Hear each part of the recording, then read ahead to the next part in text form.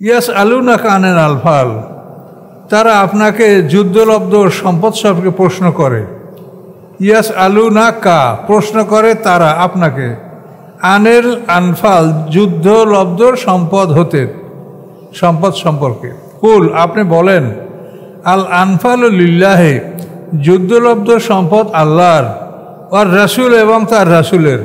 অতএব ফাত্তাকুল্লাহ, তোমরা আল্লাহকে ভয় করো, ও আসলিহু জাতা বাইনিকুম, এবং সংশোধন করো তোমাদের নিজদের মধ্যে। ও আতিউল্লাহ, এবং আনুগত্য করো আল্লাহর, ও রাসূলহু, এবং তার রাসূলের।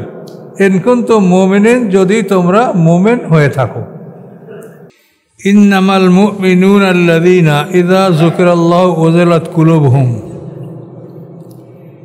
ইন্নামা মানে নিশ্চয়ই, মুমিনুনা নিশ্চয়ই, মোমেন তারা, আল্লাযীনা যারা, ইযা যুকিরাল্লাহু যখন তাদের সামনে আল্লাহর নাম উচ্চারণ করা হয়, ওয়াজিলাত কুলুবুহুম তখন ভীত হয়ে পড়ে তাদের মনগুলি। ইন্নামাল মুমিনু নিশ্চয়ই মোমেন হলো কারা, আল্লাযীনা তারা, ইযা যুকিরাল্লাহু যখন আল্লাহর নাম উচ্চারণ করা হয় তাদের সম্মুখে, ওয়াজিলাত কুলুবুহুম তখন তাদের অন্তরগুলি ভীত হয়। ওয়াইজা তুলিয়াত আলাইহিম আয়াতুহু এবং যখন তেলাওয়াত করা হয় তাদের উপরে আল্লাহর আয়াতগুলি, যাদাতুহুম ঈমানাও তখন আল্লাহ তাআলা বাড়িয়ে দেন তাদের ঈমান, অথবা বেড়ে যায় তাদের ঈমান। ওয়া আলা রাব্বিহিম ইয়াতাওয়াক্কালুন এবং তারা তাদের রবের উপরে নির্ভরশীল হয়।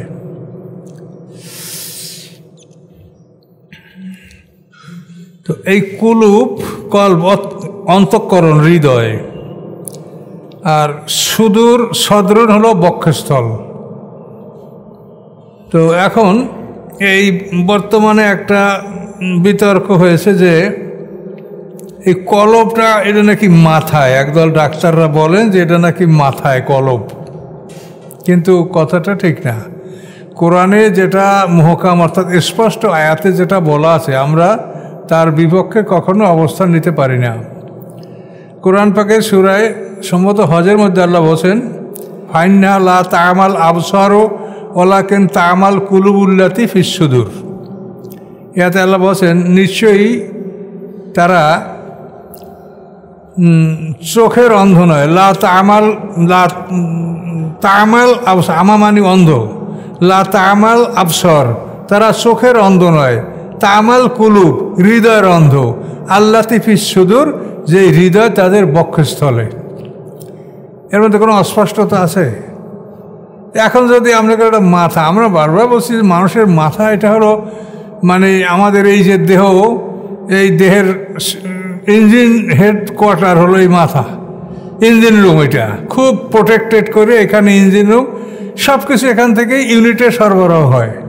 ডাক্তার সাহেব তো ভালো বোঝেন আমাদের। এই আমাদের হাত পা এগুলো ইউনিট, ওখান থেকে পাওয়ার ট্রান্সফার হয়।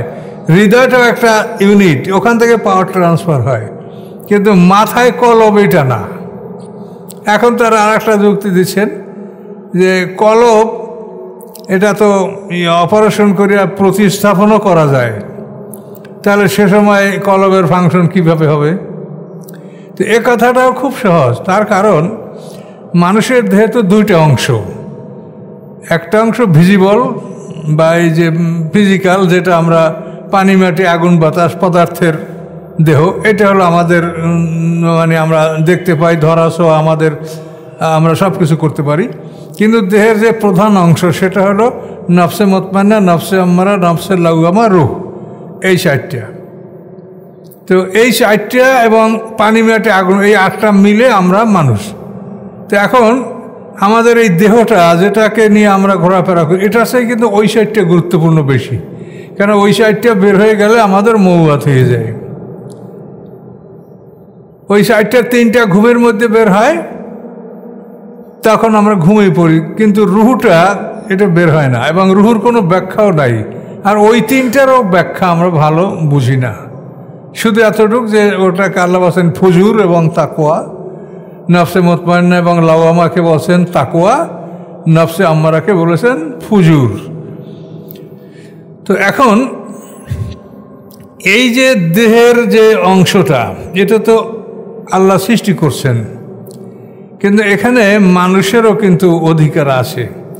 যেহেতু আল্লাহ বলছেন যে আমিও সৃষ্টিকর্তা, তোমরাও সৃষ্টিকর্তা, কিন্তু আমি হইলাম আহসানুল খালিকিন। ফাতাবারাকাল্লাহু আহসানুল খালিকিন, মহিমাময় মঙ্গলময় আল্লাহ তাআলা যিনি স্রষ্টাদের উত্তম স্রষ্টা। তো খালক এটা হলো একটা জিনিস থেকে আরেকটা জিনিসকে সৃষ্টি করা, এটাকে বলা হয় খালক। আর বাদি,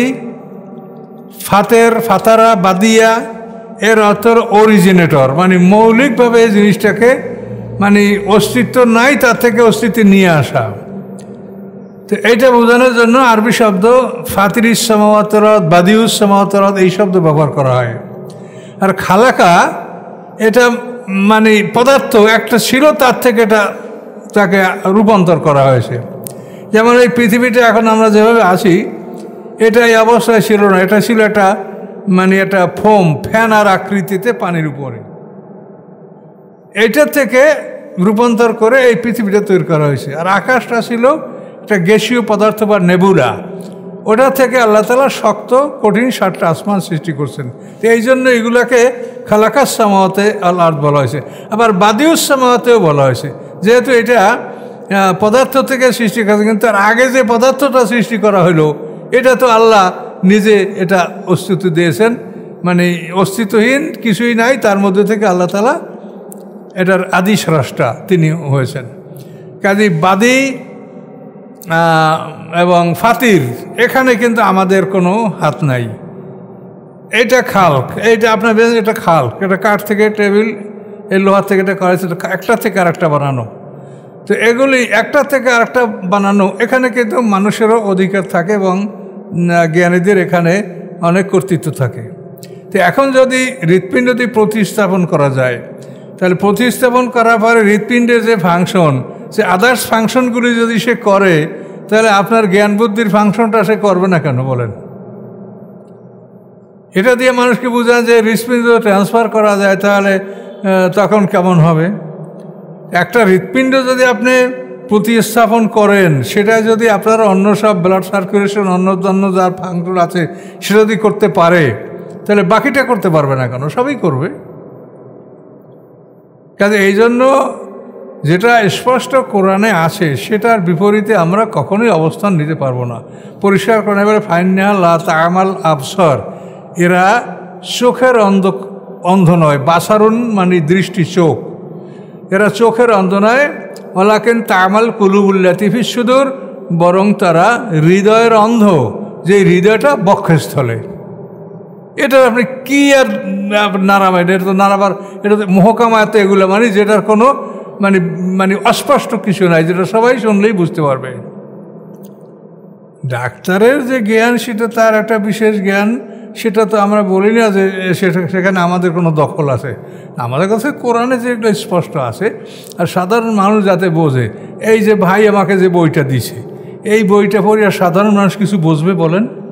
কিচ্ছু বুঝবে না। এটা কেন? এটা হলো বড় গবেষক, যারা মানে আধ্যাত্মিক গবেষক, তাদের লেখা এই বই। কিন্তু এই বইতে বহু ত্রুটি আছে। এই বইওয়ালা কোনো হাদিসের সহি জয়ীফ বা জাল হাদিস এটা কিন্তু উনি কিছুই দেখতে পারেন নাই। কাজেই শোনেন, যার যা কাজ সেই কাজ করতে পারে, যার কাজ সেই করতে পারে। আমি ডাক্তারের কাজ করতে পারবো না, আর আমার কাজ ডাক্তারে করতে পারবে না। কাজেই এই জন্য এগুলি খুবই কষ্ট করে বইটা লিখছে, কিন্তু ওই বইটার মর্মকথা হলো নো দাই সেলফ, তুমি তোমাকে চেনো। তা আসলেই সত্য। তা আমরা যদি আমাকে চিনতে হয় আমাকে, তাহলে আপনাকে দুইটা সাইড জানতে হবে। আপনার অর্ধেক যদি আপনি জানেন, তাই কি নো দাই সেলফ হলো? আপনি দেহটা সম্বন্ধে খুব জানেন, এটা আপনি পিএইচডি করিয়া, ডাক্তারি করিয়া, বহুত ডিগ্রি নিয়ে আপনি এটা জানছেন, কিন্তু আপনি আর যে 4টা অংশ আছে, যেইটা আপনার মূল, যেইটা বাইরে হয়ে গেলে আপনার লাশ, আমি লাশ হয়ে পড়ে থাকবো, এবং যেইটা মানে অমর, কোনোদিন নষ্ট হবে না, এবং সেইটার সম্বন্ধে আপনি জানলেন না, তাহলে আপনি কি শিখলেন? তাহলে এই নো দাইসেলফের ওখানে মূল কথা এটাই যে তুমি যদি তোমার দেহটাকে পরিপূর্ণভাবে জানতে পারো তাহলে তুমি আল্লাহকেও জানতে পারবা। তার কারণ তোমার দেহের অর্ধেক হলো গায়েব আর অর্ধেক হলো হাজির, আর আল্লাহ হলেন কি গায়েব। তাহলে তুমি তোমার দেহের যে অংশটা গায়েব এটা তুমি বিশ্বাস করো, তাহলে তুমি আল্লাহকেও বিশ্বাস করতে পারবে। বইটার মূল কথা হলো একটু, কিন্তু উনি পেঁচাইছে এমনভাবে সাধারণ বোঝার কোনো ক্ষমতা নাই এবং জাল হাদিসও নির্ণয় করতে পারে নাই। কাজে যতই ডিগ্রিদারি হোক, যার কাজ সেই করতে পারে। এখন বুঝতে পারছেন কথা এতটুকুই যে তুমি পৃথিবীর মানে কোটি কোটি মানুষ যারা বস্তুবাদী তারা কিন্তু ওই সাইডটাকে চেনে না। তারা ওই সাইডটাকে না চেনে মানে সে নিজেকে চেনে না, তার নিজ সম্বন্ধে সে অর্ধেক। আমি বলি যে অর্ধেকও না, মানে ওই অংশ না জানলে আপনি যা জানেন এটা কোনো কাজেই লাগবে না। আপনি একটা কাদামাটি একটা লাশ, আপনি লাশ সম্বন্ধে আপনি জানেন, কিন্তু প্রকৃত মানুষ যেটা আপনি সেটা তো আপনি জানেন না, তাহলে আপনি কি জানেন? কাজে বস্তুবাদীরা গায়েবে বিশ্বাস করে না, নিজেকে চেনেন, অর্থাৎ নিজের যে মানে মূল অংশটা spiritual part of the body যেটা, এইটা সে জানে না। কাজে এই জন্য সে নো দাই সেলফের মধ্যে সে পড়ে না, সে নিজেকে চেনে না। আর যে নিজেকে চেনে না সে আল্লাহকে চেনে না। এই মূল বইয়ের কথা কিন্তু এতটুকু, নো দাই সেলফ।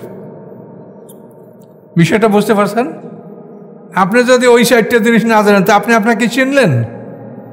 আপনার ভিতরে যে ওই অদৃশ্য সাইডটা জিনিস আপনার বাইরে যে কখন আপনি জানেন না, ঢোকে কখন তা জানেন না, আবার সৃষ্টি জন্মের সময় কিভাবে ঢোকছে তাও আপনি জানেন না, এবং মৃত্যুর সময় কিভাবে যাবে তাও আপনি জানেন না। তো এখন না জানলে এটা সত্য, তাতে তো কোনো ভুল নেই। আপনি জানেন কি না জানেন, এটা যে সত্য তাতে তো কোনো ভুল নেই। তাহলে এই জন্যই নো দাই সেলফ। তুমি যদি তোমার নিজেকে পুরোপুরি জানো তাহলে তুমি আল্লাহকেও জানতে পারবে, আর যদি তুমি নিজেকে অর্ধেক জানো তাহলে তুমি আল্লাহকে আর খুঁজে পাবে না, বা আল্লাহর অস্তিত্ব সম্বন্ধে তুমি বিশ্বাস করতে পারবে না। এই হলো কথাটা।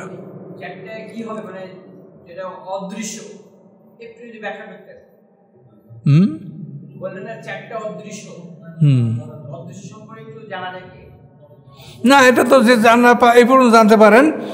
নফসে মুতমাইন্না এটা হলো শান্তির আত্মা, আর নফসে লাওয়ামা এটা হলো রিগ্রেটিং সোল, অনুশোচনাকারী আত্মা। আর নফসে আমারা সোল এনজয়িং ইভিল, আর রুট হল স্পিরিট বা ভাইটাল ফোর্স। এই এর ব্যাখ্যার বাইরে কিছু নাই।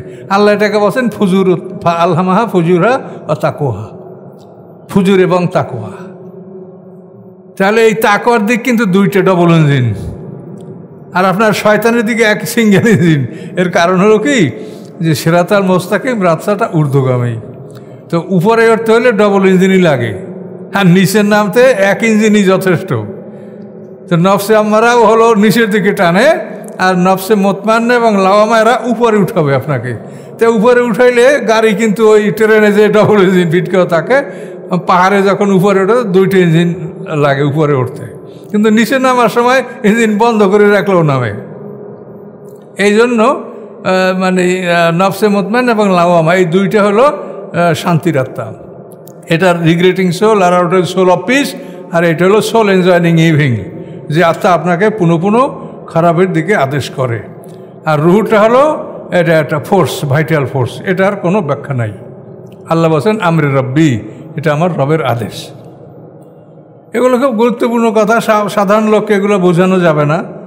আপনারা হয়তো পড়ে পড়ে ক্লাস করে করে একটা মোটামুটি জ্ঞানের অধিকারী হয়েছেন, এটা বুঝবেন। সাধারণ মানুষ এগুলো বুঝতে চাবে না। বেহেশতে কয়টা মানুষ যাবে? আমি তো এই করোনা দ্বারা যা দেখি তা তো ভয়ঙ্কর অবস্থা। খুবই সামান্য লোক বেহেশতে যাবে। আল্লাহ যা বিধান সেই বিধান অনুসারে আমরা বলছি, আমরা কোনো নিজেদের কাল্পনিক কথা বলছি না। খুবই মারাত্মক। উফ আল্লাহ।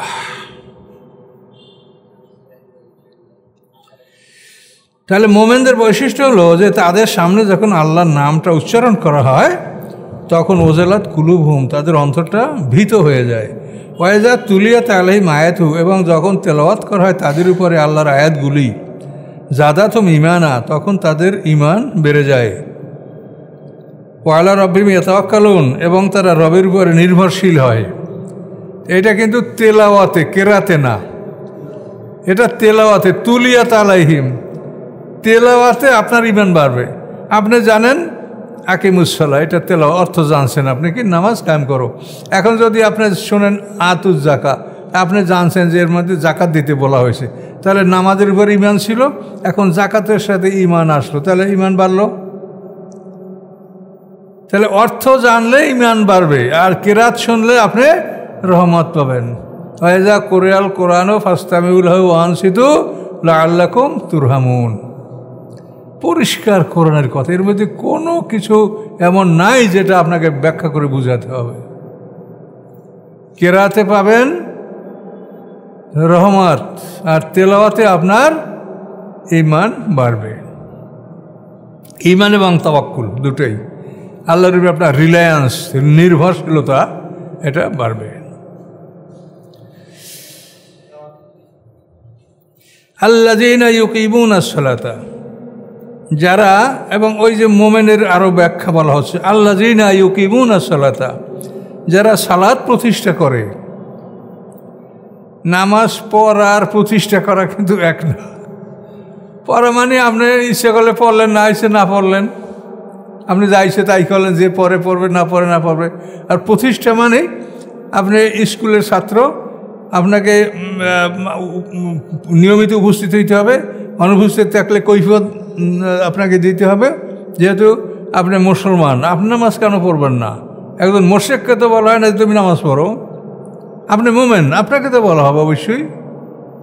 তাহলে কায়েম মানে হলো যে একটা নিয়মতান্ত্রিকভাবে নামাজটা সমাজে প্রতিষ্ঠিত থাকবে। জামাতে নামাজ পড়বে, জামাত না পড়লে কেন পড়লো না, কি সমস্যা ছিল, এটা দেখভাল করা হবে, এবং এর জন্য নির্ধারিত আইন কানুন আছে, বিচার আচার আছে, তাকে বিচারের সম্মুখীন করা হবে। এটার নাম হলো নামাজ কায়েম করা, প্রতিষ্ঠা করা। আমিম্মা রাযাকনাহুম ইউনফিকুন, এবং আমি যে তাদেরকে দান করছি তার থেকে তারা ব্যয় করে। একদল ফেতনাবাজ বাইর হয়েছে, তারা সালাতের অনেকগুলো অর্থ বলে, এই অর্থ, এই অর্থ, এই অর্থ। তাহলে এই আপনারা কি সালাত পড়েন? আর কোরআনে তো এই সালাত বলে নাই, বুঝতে পারছেন? আমাকেও একজন হোয়াটসঅ্যাপে দিছে, আমি দেখলাম যে সে যে অর্থগুলো করে, তাকে জিজ্ঞাসা করেন যে এই অর্থগুলি আপনি কোথায় পাইলেন, সেটা দেখেন তো। আপনি তো বানাই বলছেন অর্থগুলি। মানে এরা কিভাবে বিভ্রান্ত করে, আপনাদেরকে আমি পরামর্শ দিছি। এই কোরআন কাদের উপরে নাজিল হয়েছিল? রাসূল এবং সাহাবী, তাদের মাঝে কোরআন নাজিল হয়েছে। তাহলে এই কোরআন তারা এমনভাবে বুঝেছে যে আল্লাহর পক্ষ থেকে তারা একটা মানে একটা সার্টিফিকেট পাইছে যে আলিয়ম আকমালতু লাকুম দীনাকুম, যে তোমাদের দিনটাকে আমি পূর্ণ করে দিলাম। এটা আল্লাহর পক্ষ থেকে একটা গ্যারান্টি, একটা অ্যাসুরেন্স তারা পাইছে যে না, এটা কাজটা আমরা করেছি। তো তারা কি করেছে সেইটা তুমি দেখো না, আর তুমি মনে হয় যেন কোরআনটা তোমার কাছে নাজেল হয়েছে, এখন তুমি এর দ্বারা নামাজ আবিষ্কার করো, ইবাদত আবিষ্কার করো, তুমি বড় পণ্ডিত হয়ে গেছো। হ্যাঁ, বড় বড় ইমামরা, সাহাবীরা, যাদেরকে আল্লাহ তাআলা যাদের সম্পর্কে কোরআনে যাদের সম্মান উল্লেখ করা হয়েছে, তারা কি নামাজ পড়ছে এটা তুমি দেখো না। তুমি কোরআন থেকে পাইছো 5 ওয়াক্ত নামাজ কোরআনে পাওয়া যায় না, তাহলে কোরআনে সালাতের এই অর্থ আছে, তা আপনারা কি সালাত কায়েম করেন? এগুলো শয়তানের বন্ধু, এদের বহু জ্ঞান আছে। ইহুদি খ্রিস্টানরা এরা কিন্তু মুসলমানদের বিভ্রান্ত করার জন্য তাদের বড় বড় স্কুল আছে, বড় বড় ইউনিভার্সিটি আছে, সেখানে তারা পড়াশোনা করে, উদ্দেশ্য শুধু মুসলমানদেরকে বিভ্রান্ত করা। ইহুদিদের এরকম বহু প্রতিষ্ঠান আছে।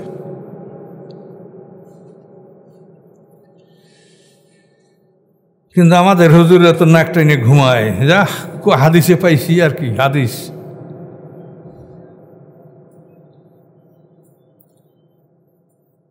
ওয়ালা রাব্বিহিম ইয়াতাওয়াক্কালুন আল্লাযীনা ইউকিমুনাস সালাতা ওয়া মিম্মা রাযাকনাহুম ইউনফিকুন, আমি যা তাদেরকে জীবিকা দান করছি তার থেকে তারা ব্যয় করবে।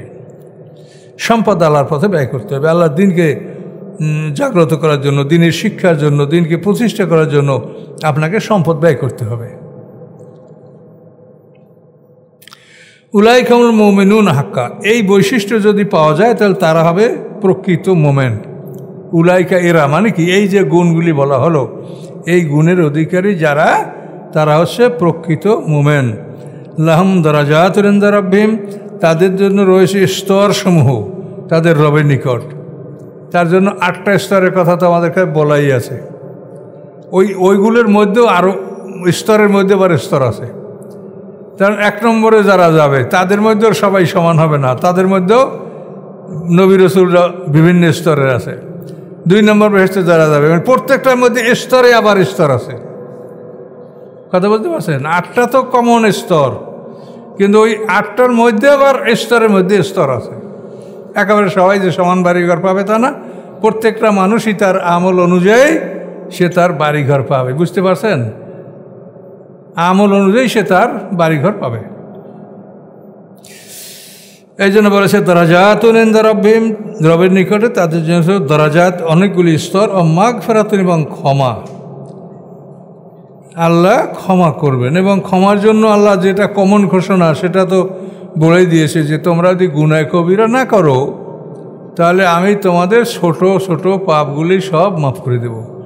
গুনাহ কবিরা হলো যেগুলি কোরআনে নিষেধ করা হয়েছে, করলে শাস্তির কথা উল্লেখ করা হয়েছে।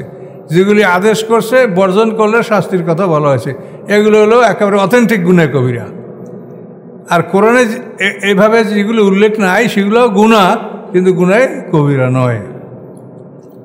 ইমাম জাহাবি গুনাহ কবিরার একটা তালিকা দিয়েছেন, প্রায় 70টার মতো লিখছেন। মানে ভালোই লিখছেন বইটা, আমি দেখছি গুনাহ কবিরার তালিকা করছেন। তো মাগফিরাত এবং ক্ষমা। তাহলে এখন দেখেন, এই যে আপনারা দাঁড়াই উজু করবেন নাকি, তা নামাজের সময় এখান থেকে বুদাম খোলা থাকলে কি হয়, তো এইসব মশলা নিয়ে আপনারা সময় নষ্ট করেন কেন? আল্লাহ তো বলেই দিয়েছে যে তোমাদের এই ছোটোখাটো ভুলভ্রান্তি হইলে এটা আমি মাফ করে দেব। তো এইগুলো নিয়ে আপনাদের এত ব্যস্ততা কেন? বক্তা সাহেবরা তো এগুলোই একেবারে খোঁচাইয়ে খোঁচাইয়ে ছোট্ট ছোট্ট বিষয়গুলি আলোচনা করার সময় নষ্ট করতেছেন, আর শ্রোতারা মনে করছেন যে হুজুরে খুব জানে। আর আমাকে ওইটা বললে আমি বলি যে ভাই আমি অত বড় আলেম না, আমি জানি না। একজনে বলে যে নামাজের সময় এখান থেকে বোতাম খোলা থাকলে কি হবে? আমি বলি ভাই এই বস্তা তো আমি জানি না, তবে আমি পরামর্শ দিতে পারি যে আপনি নামাজের আগে জামাটা খুললে ফারাই রাখবেন, নামাজ পড়ে আবার জামা গায়ে দেবেন, তাহলে আপনার বোতামের মাত্রা চিন্তা করা লাগবে না। তো বুঝতে পারছেন, আমরা সমাজে আলেমরা এটা করছি এগুলি।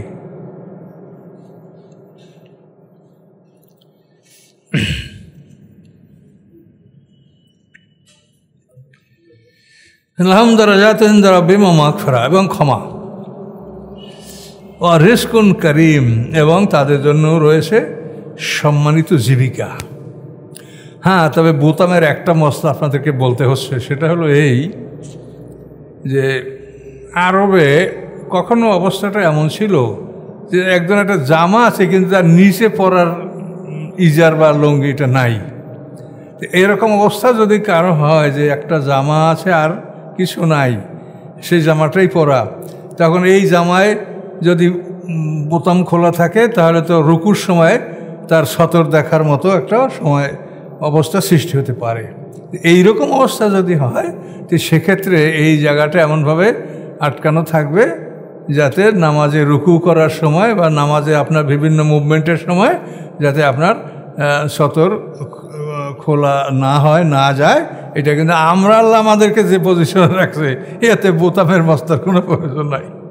আমাদেরকে আল্লাহ খুব ভালো পজিশনে রেখেছে। ইসলামের প্রথম দিক দিয়ে এরকম কষ্টটা ছিল, তাদেরও পরে এই কষ্টটা থাকে নাই। বদরের যুদ্ধের পরপরই মুসলমানদের হাতে অজস্র ধন সম্পদ আসতে শুরু করেছে, কোনো অসুবিধা থাকে নাই আর। এই বদর পর্যন্ত এই সময়টা পিছনের এই সময়টা মুসলমানদের কষ্ট ছিল। হিজরত করছে, কেউ মাল আসবাব আনতে পারে নাই।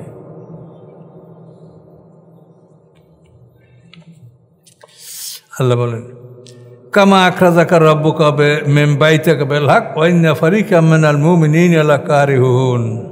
বদর যুদ্ধ সম্পর্কে আলোচনা শুরু হয়েছে। কামা আখরাজাকা রাব্বুকা, যেভাবে বের করেছেন আপনাকে আপনার রব, মিন বাইতিকা আপনার ঘর হতে, বিল হককে সত্য সহকারে, ওয়া ইন্না ফারিকাম মিনাল মুমিনিন, এবং নিশ্চয়ই একদল মোমেনদের লাকারিহুন এই বিষয়টা অপছন্দ করতেছিল।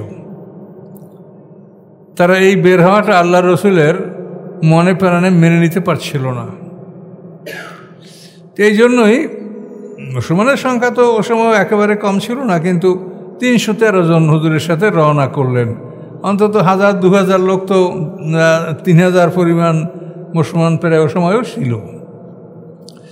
তো এখানে এই যে বলা হলো যে একদল মোমেন এটাকে অপছন্দ করছিল, যে আমাদের কি দরকার।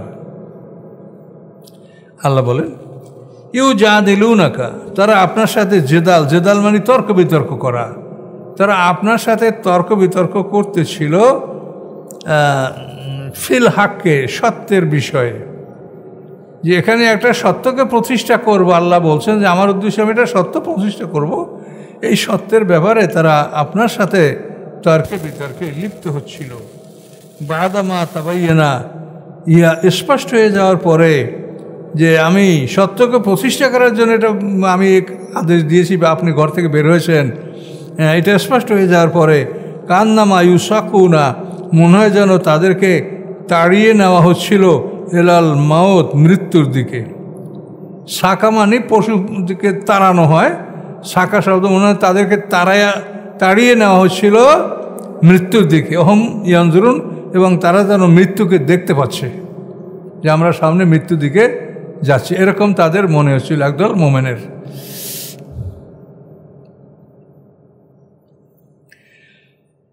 ওয়াইজ ইয়াইদুকুমুল্লাহু ইহদাত তায়ফাতানে, স্মরণ করো যখন ওয়াদা করেছিলেন আল্লাহ তাআলা তোমাদের সাথে ইহদাত তায়ফাতানে, দু দলের এক দল সম্পর্কে। তায়ফাতানে মানে দুই দল, আর ইহদা মানে এক, দু দলের এক দল সম্পর্কে আল্লাহ তোমাদেরকে প্রতিশ্রুতি দিয়েছিলেন আন্নাহা লাকুম, যে নিশ্চয়ই সেই দলটি তোমাদের হবে, অর্থাৎ তোমাদের হস্তগত হবে। অতাওয়াদ্দুনা, এবং তোমরা কামনা করতেছিলে আন্না গায়রা জাতের শাওকা, নিশ্চয়ই যারা অস্ত্রবিহীন, শাওকা মানে কাটা, অস্ত্র, তোমরা কামনা করতেছিলে যে আন্না গায়রা মানে না, জাতের শাওকা মানে অস্ত্র না, অর্থাৎ অস্ত্রবিহীন যারা, তোমরা তাদেরকে কামনা করতেছিলে তাকুনুল লাকুম, যে তারা তোমাদের জন্য হোক, যারা অস্ত্রবিহীন তারা তোমাদের জন্য হোক, তারা তোমাদের হস্তগত হোক, এটা তোমরা চাচ্ছিলে। কিন্তু ওই ইউরিদুল্লাহ, আল্লাহ চাচ্ছিলেন আইয়ুহেক্কাল হাক্কা, যে তিনি প্রতিষ্ঠা করবেন সত্যকে, বে কালেমাতিহি, তার আদেশের মাধ্যমে, ওয়াক্তা, এবং তিনি কর্তন করবেন দাবেরা, জ্বর, আল কাফিরিন, কাফেরদের, তিনি কাফেরদের শিকড় কেটে দিবেন, এটা আল্লাহ চাচ্ছিলেন। ইউহেক্কাল হাক্কা, যাতে প্রতিষ্ঠিত হতে পারে সত্য, ওয়ুবতিলাল বাতেলা, এবং তিনি নির্মূল করতে পারেন বাতেলকে, ওয়ালাউ কারে আল মুজিমুন, যদিও মুজরিমরা তা অপছন্দ করে। ইস্তাগীসুনা রাব্বাকুম, যখন তোমরা সাহায্য কামনা করতেছিলে তোমাদের রবের কাছে, ফাস্তাজাবা লাকুম, তোমাদের রব তোমাদের ডাকে সাড়া দিলেন। আন্নি, নিশ্চয়ই আমি মুমিদ্দুকুম, তোমাদেরকে সাহায্য করব, বে আলফে মিনাল মালাইকাতে, 1000 ফেরেশতা দিয়া, মুরদিফিন, যারা একের পর এক অবতরণ করবে। ওমা জাআলাহু ইল্লা বুশরা, করেন নাই আল্লাহ তাআলা ইহাকে ইল্লা বুশরা, সুসংবাদ ছাড়া আর কিছু। আর অরেতাতমান্না, এবং এর দ্বারা সন্তুষ্টি লাভ করবে, বিহি, এর দ্বারা কুলুবুকুম, তোমাদের অন্তরগুলি। ওমান নাসরু ইল্লা মিন ইনদিল্লাহ, নাই সাহায্য আল্লাহর পক্ষ থেকে ছাড়া অন্য কোনো পক্ষ হতে। ইন্নাল্লাহ আজিজুন হাকিম, নিশ্চয়ই আল্লাহ তাআলা পরাক্রমশালী, কৌশলী। এ পর্যন্ত।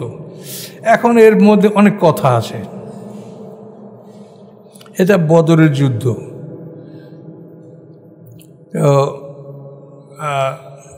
আল্লাহ রসুল মদিনায় হিজরত করার পর, হিজরতের বেশ কয়েক মাস পরেই মুসলমানদের ছোট্ট একটা দলকে পর্যবেক্ষণের জন্য মক্কার দিকে পাঠিয়েছিলেন, ওয়াদি নাখলাতে। তাদেরকে আল্লাহ রসুল কোনো যুদ্ধ বা মারামারি কাটাকাটি নিষেধ করছেন, বলছেন যে তোমরা পর্যবেক্ষণ করবে। কিন্তু ওই লোকগুলি মোরশেকদের একটা কাফেলা পেয়ে, তাদের মধ্যে 4 জন ছিল, তারা একজনকে হত্যা করেছে, তারপরে 2 জনকে বন্দি করেছে, একজন পালিয়ে গেছে। এই ঘটনা তারা ঘটালো মানে হিজরতের পরপর।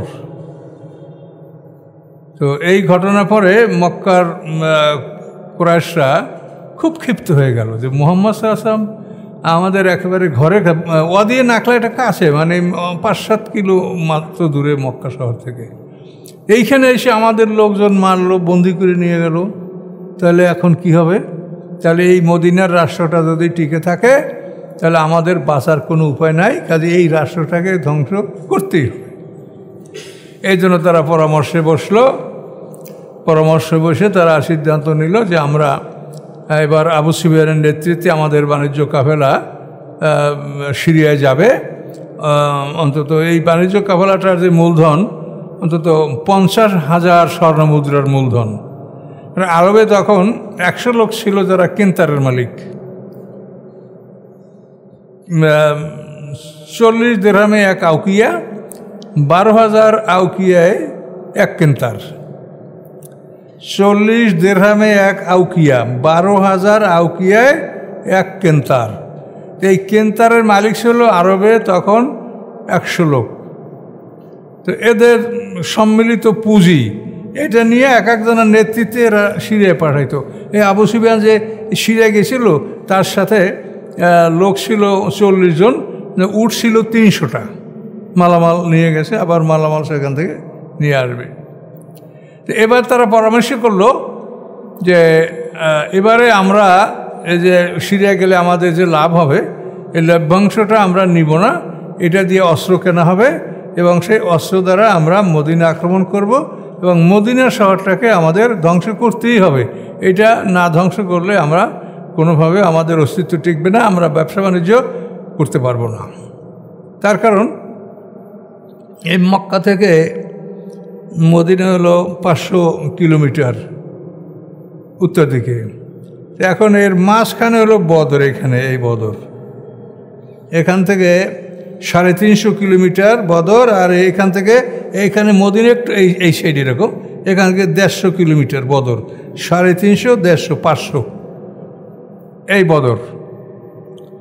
বদরটা মক্কা থেকে 350 কিলোমিটার উত্তরে, আর এটা মদিনা থেকে, মদিনা একটু এই সাইডে, এই মদিনা থেকে এইটা এভাবে সামান্য একটু দক্ষিণে ট্রেনে এভাবে 150 কিলোমিটার।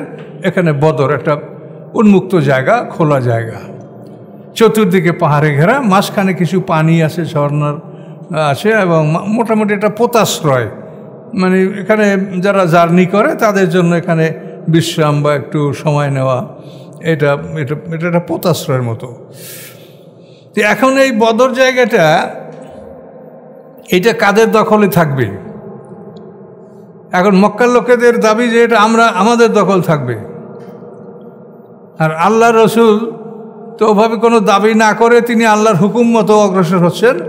তো এখন এরা যে এই পরিকল্পনাটা নিয়েছে যে আমরা এবার যে আমাদের আয় হবে এই টাকাটা দিয়ে আমরা অস্ত্র কিনবো, যুদ্ধ করব, তো এইটা আল্লাহ রসুল জিবরিল আমিন মারফত আল্লাহ যেভাবে হোক তাকে জানিয়ে দিয়েছেন। জানিয়ে দেওয়ার পরে আল্লাহ রসুল সাহাবা একরামদেরকে বললেন যে আচ্ছা, ওরা তো এই বাণিজ্য কাফেলাটা এই বদর থেকেই তো ওরা ঢুকবে। বদরে একটা গিরিপথ হলো এখানে, আর এই সাইডে 2টা গিরিপথ।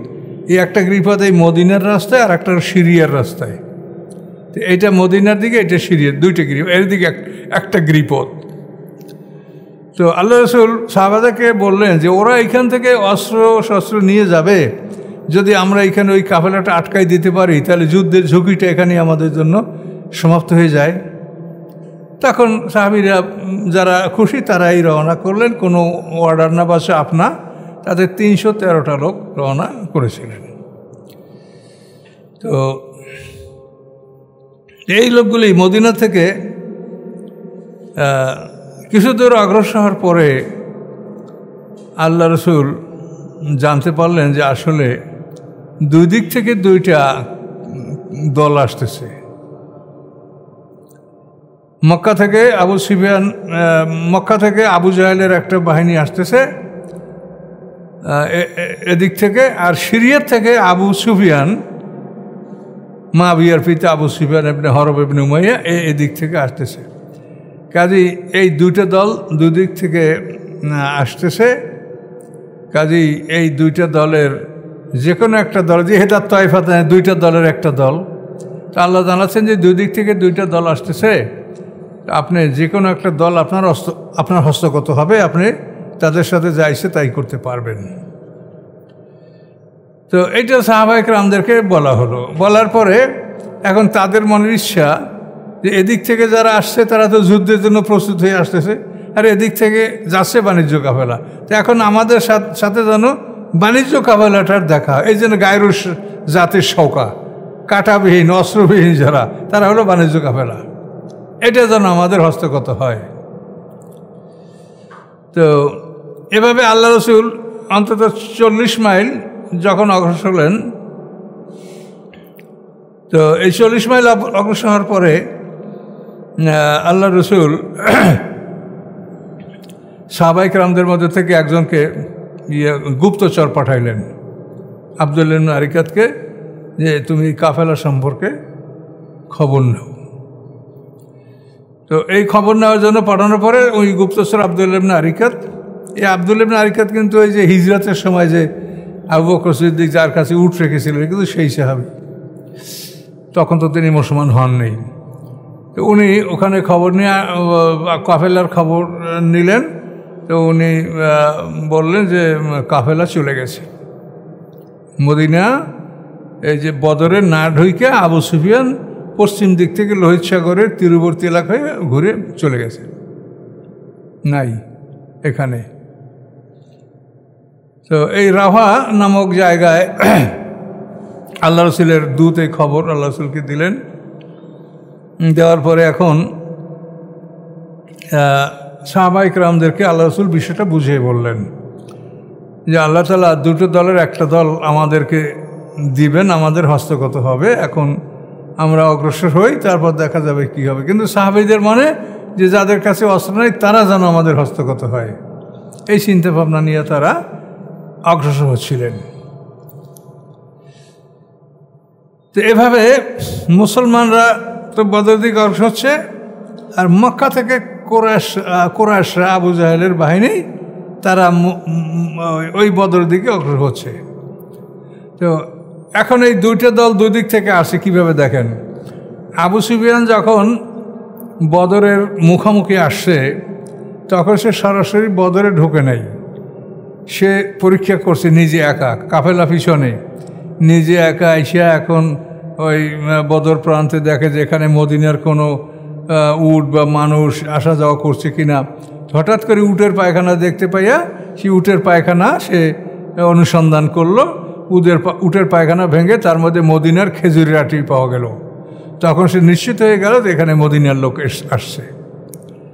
তখন সে মানে দ্রুত দমদম গফফারি নামক একটা মানুষকে টাকার বিনিময়ে মানে বিপদ সংকেত পৌঁছাবার জন্য তাকে রেডি করিয়া মক্কায় রওনা করে দিল যে তুমি বিপদ সংকেত পৌঁছাও। কত পরিমাণ তাকে অর্থ দিয়েছে তা আমরা বলতে পারবো না, মনে মনে টাকার বিনিময়ে তাকে রেডি করে দমদম গফফারি। তো এই লোকটা মানে যেটা নিয়ম সেই নিয়মে মানে উটের যে মানে পালান উটের উপরে যেটা থাকে প্যাকস্যাডেল, এটাকে বাংলায় মানে উটের উপরে যেটা খাটের মতো থাকে, এটা উর্দুতে মানে পালান প্যাকস্যাডেল, তো ওইটা উল্টাইয়া উটের উপরে দিয়েছে, আর নিজের জামা উল্টেই পড়ছে, টুপি উল্টেই পড়ছে, পরিয়া নাক কান কাটা রক্ত ঝরাতে ঝরাতে মক্কা শহরে ঢুকছে। এইভাবে কোনো লোক ঢুকলেই বোঝা যাবে যে মহাবিপদ সংকেত নিয়ে লোকটা অগ্রসর হচ্ছে। এই দমদম গফফারি মক্কায় গেল।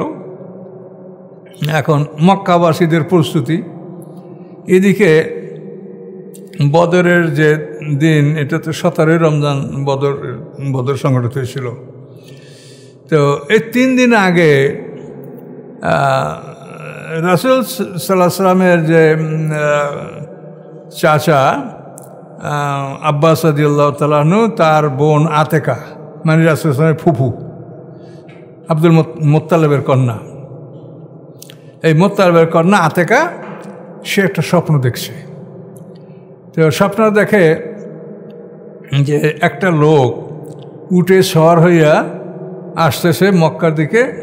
আফতার নামী জায়গায় যখন আসে তখন বহু লোক তার সাথে জমা হয়ে গেছে। আফতাটা মক্কা থেকে 5-6 কিলোমিটার এদিকে, মক্কা থেকে উত্তর দিকে।